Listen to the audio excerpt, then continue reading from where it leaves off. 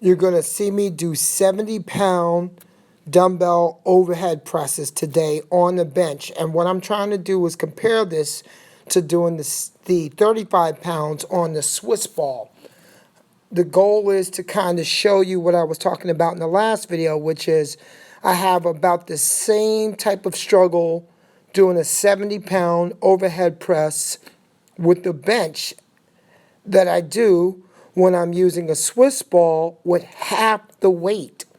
So if you want to get stronger, if you want to get bigger, and you're at home and you're not having access to a gym, you can absolutely build good strength and good muscle size by fatiguing the muscle on the stability ball because you have no back support, no real ground support, and the stress is very, very similar. I would say I had less than 10% more effort putting out on the 70 pounds as I did with the 35 pounds.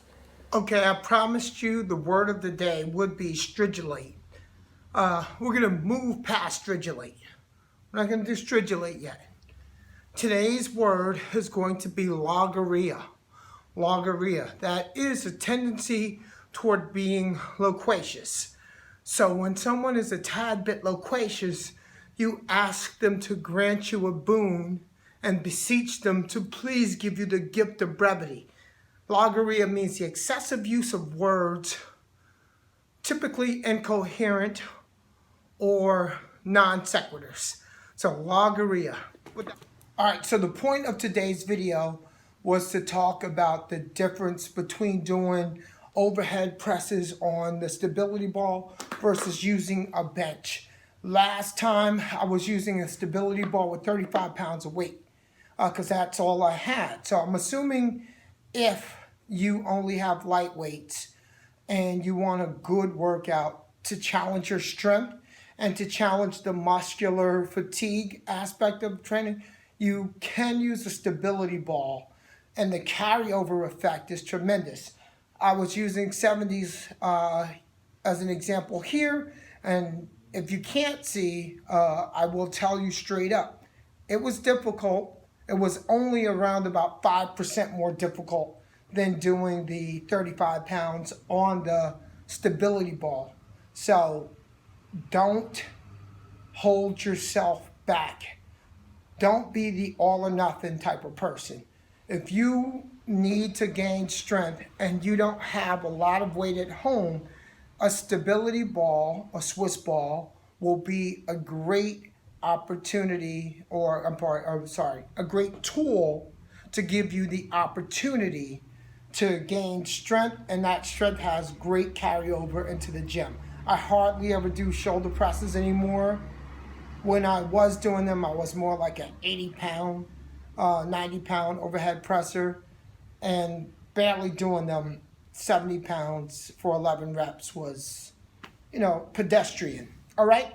So that's that. You got a word of the day, and you've got some other healthy information. And I'm going to put this together with the Swiss ball video so you can see the difference as to what I'm talking about.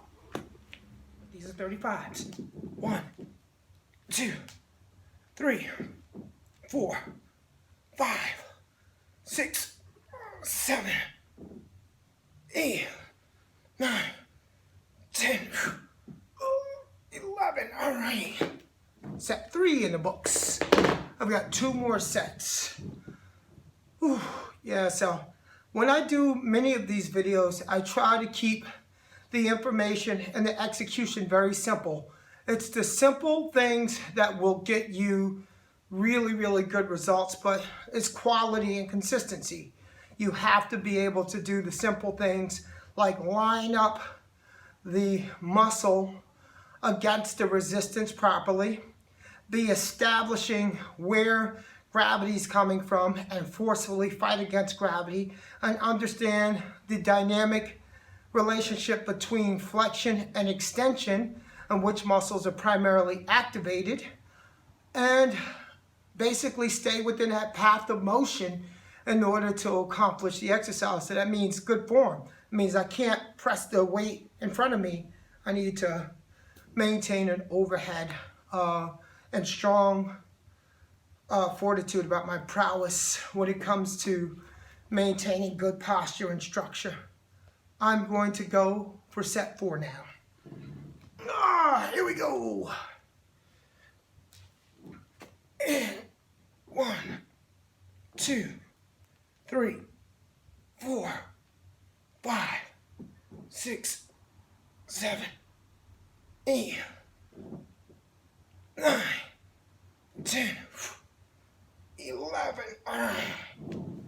I can tell you for a fact, most bodybuilders don't like to lock out on this because they feel like it puts more pressure on the triceps in the lockout, which it does. The triceps become a secondary muscle during this particular movement, the overhead shoulder press.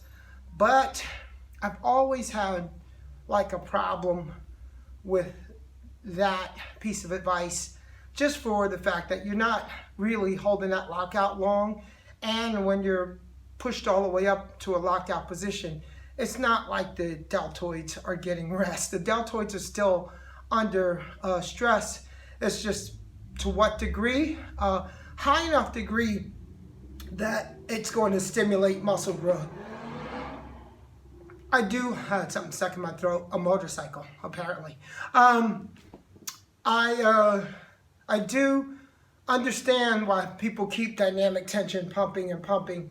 At the level that a bodybuilder is in their development, by the time they hit the stage on the national, junior national, and professional level, they have done all of these basic exercises ad nauseum, and then they need to stimulate the muscle in a very different way. So changing the movement pattern is more helpful to me than the idea that locking out is bad. I don't think locking out is bad. I just think that if you've been locking out for the first 5 years of your training and you're going to that next level, don't lock out. Do the pumping action. It's a different stimulus to the muscle. The body's not used to it. It's called unaccustomed stimulus. And I think the body reacts when you do something different, just as long as it's safe. And that is what they're doing is safe. So that's my take on it. I'm just coming from the perspective of a person who loves the sport and who's very, very, very, very, very qualified to talk about these things. We'll go over that in one video.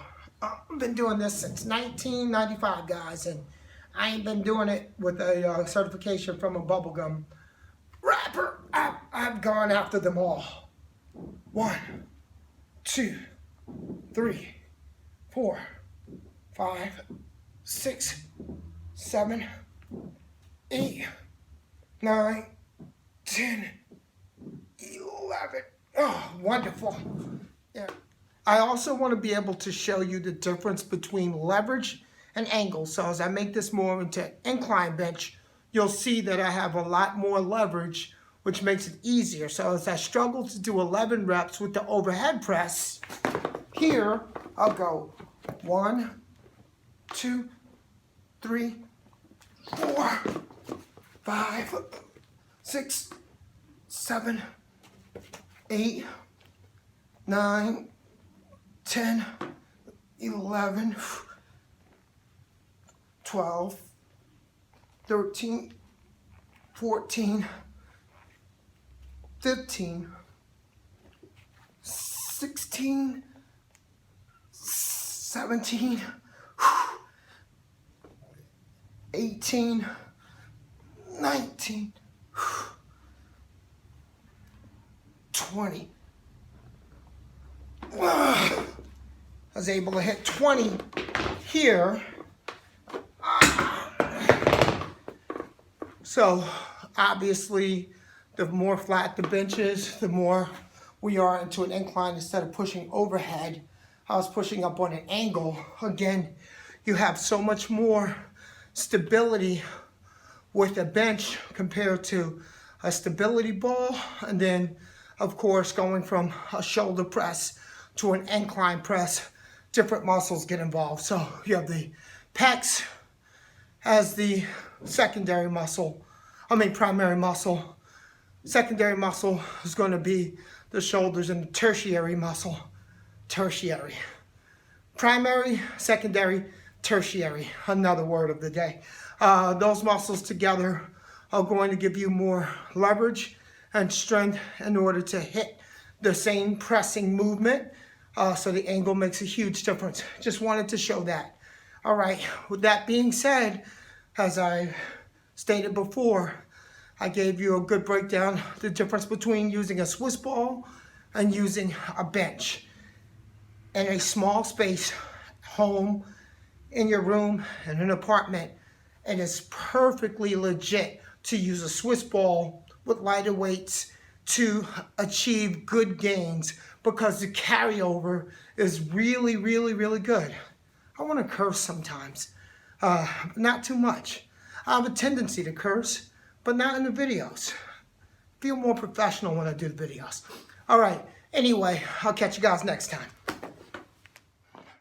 Now here's a little confession. One of my favorite exercises that I like to do for the obliques is totally unexpected.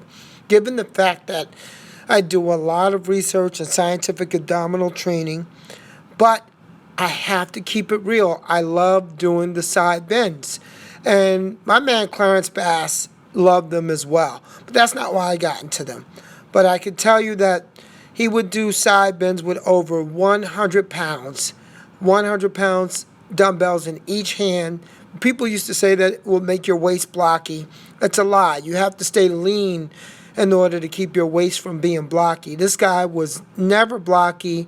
And if you are going to be a blocky bodybuilder, it's basically because of your genetics, bio-individuality. It is not because of the weight you're using. But the way I do this exercise is I scoop my belly button and toward the spine.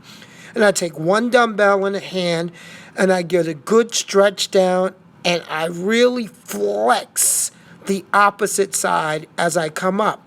The opposite side, the side without the weight, is doing all of the work to lift the weight. The side with the weight is not. Look how lean this guy was, not blocky at all.